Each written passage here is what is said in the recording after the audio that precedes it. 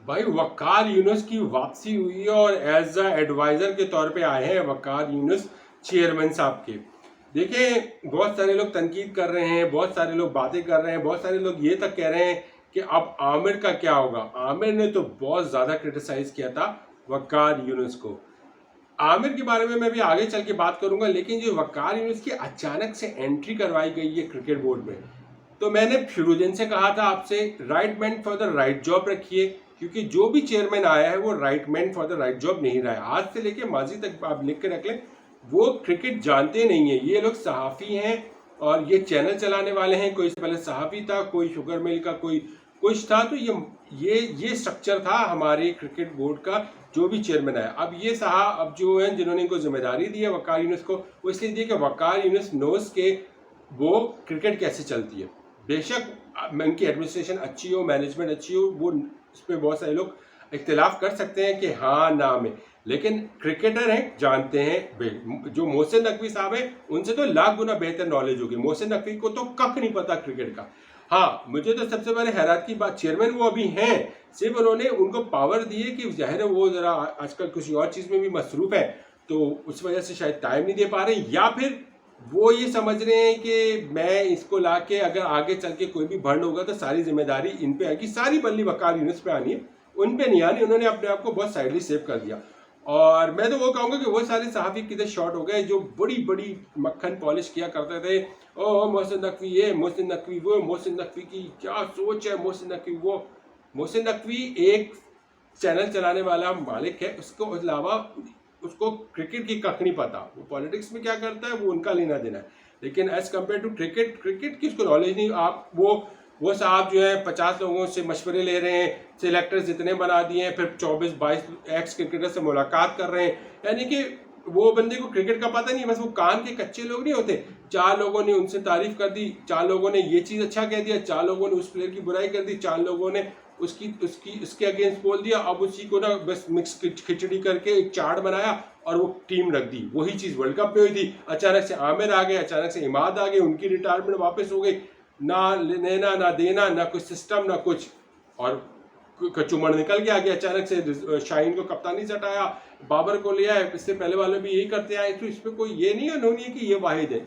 माजी में भी ऐसे बहुत नमूने आए हैं और चले गए। खैर, अभी ये हैं चेयरमैन, इन्होंने कहा कि भैया मेरे ऊपर बल्ली ना है, इस वक्त मुझे पता है कि टीम की हालत अच्छी नहीं है।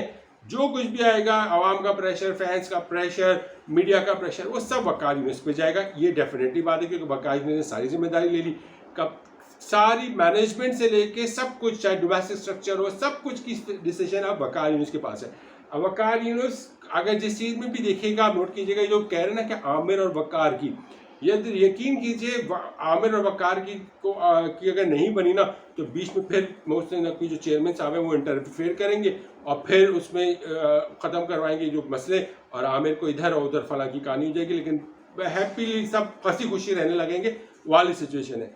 कौन चेयरमैन है, कौन एडवाइज़र है, कौन एमडी बनता है, किसको बना रहे, इससे आवाम को लेना देना नहीं है, फैंस को कुछ लेना देना है। फैंस को यह है कि यार Pakistan cricket board, Pakistan cricket team अच्छा बना दे, ऐसे बनाए कि पीछे बैकअप हो, जैसे बीसीसीआई ने बनाया, ऑस्ट्रेलिया ने बनाया, इंग्लैंड ने बनाया। टेस्ट की एक मजबूत टीम बनाई है, वनडे की अलग टीम बनाई है, टेस्ट की एक अलग स्ट्रक्चर खड़ा किया है, और फिर डोमेस्टिक को ज़्यादा इज्जत दी है। बड़ा सा बड़ा स्टार भी जो है ना वहाँ डोमेस्टिक खेलता है उनके यहाँ, और वो डोमेस्टिक खेलता है, चाहे वो 4 रोज़ा हो, 1 रोज़ा हो या T20 हो, इज्जत देते हैं। डोमेस्टिक स्ट्रक्चर खेलेंगे, बॉलिंग मार्क कराएंगे, बैटिंग मार्क करेंगे, तो फिर आपकी क्रिकेट उभर के और थोड़ी और ज़्यादा अच्छी होगी।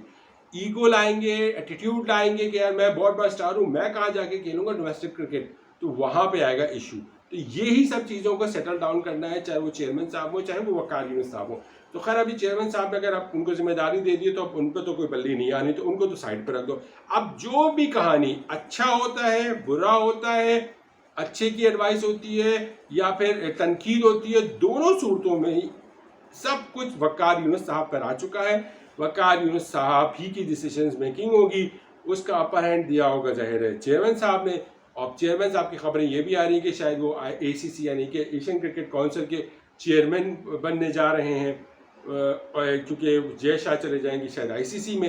तो ये सब कहानी है। और खैर रोटेशन में अगर जयशा ना भी बना ICC का प्रेसिडेंट तो भी रोटेशन में पाकिस्तान का नंबर आता है और पाकिस्तान ही का जो चेयरमैन होता है वो ही बनेगा 1 साल या 1.5 साल जो भी है 2 साल के लिए चेयरमैन एशियन क्रिकेट काउंसिल का।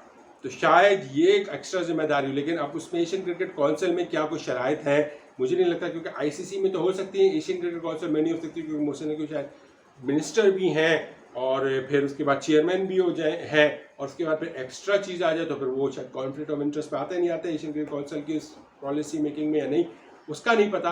लेकिन फिलहाल तक तो ये सिचुएशन है। अब आमिर की वापसी किस पोजीशन पे होती है, T20 तक आमिर को वक़ार यूनुस महदूद रखते हैं या वनडे में भी चांस देते हैं। टेस्ट तो वो खेलेगा नहीं क्योंकि वो साहब बता ही चुका था। और फिर देखते हैं कि वक़ार यूनुस हारिस को लाते हैं टेस्ट मैच में या नहीं, क्योंकि कमेंट्री के टाइम पे तो बहुत तनकीद कर रहे थे जब हारिस जब ने नहीं खेली थी ऑस्ट्रेलिया के खिलाफ सीरीज, तो प्रेशर अब तो ज़बरदस्ती लाना पड़ेगा ना। तो अब किस किस को ट्राई करते हैं। ठीक है, बांग्लादेश के खिलाफ सीरीज नहीं, लेकिन कम से कम आगे तो अभी बड़ी बड़ी टेस्ट सीरीज आने वाली हैं। इंग्लैंड आएगा पाकिस्तान, उसमें तो हारिस को खेलना पड़ेगा, उसमें फिर नसीम को भी, फिर शाहीन को भी, सबको खेलना पड़ेगा। तो सिचुएशन कहाँ है, बैकअप पे किसको लाते हैं, उसामा मीर को कब इस्तेमाल करेंगे, शादाब को मौका देते हैं या शादाब को भी बाहर, इफ्तिखार को बाहर करने की ज़रूरत है, वो उनकी तो कहीं वापसी नहीं हो जाती। ये सारी सिचुएशन है वो बहुत देखनी पड़ेगी।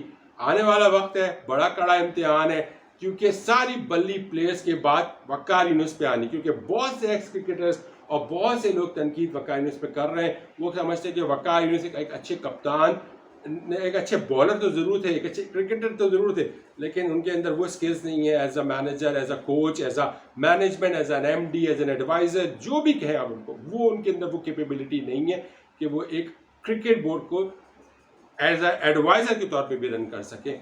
ये आने वाला वक्त बताएगा। अभी फ़िलहाल ये खबरें इंग्लैंड बांग्लादेश के खिलाफ सीरीज़ के लिए अब अनाउंसमेंट क्या होती है। गैरी क्रिस्टन को पावर दी थी और कि वो डिसाइड कर दे कि कप्तान कौन होगा वनडे इंटरनेशनल का, क्योंकि टेस्ट मैच का कप्तान तो हर हाल में शान मसूदी को रहना है। और गैरी क्रिस्टन वाइट बॉल के कप्तान कोच हैं और जेसन गिलेस्पी जो थे वो टेस्ट मैच के कप्तान हैं। तो खैर अब आने वाला वक्त बताएगा, देखते हैं। बहुत सारी खबरें हैं। मेरा चैनल सब्सक्राइब कीजिए, अपना ख्याल रखिएगा। अल्लाह हाफ़िज़।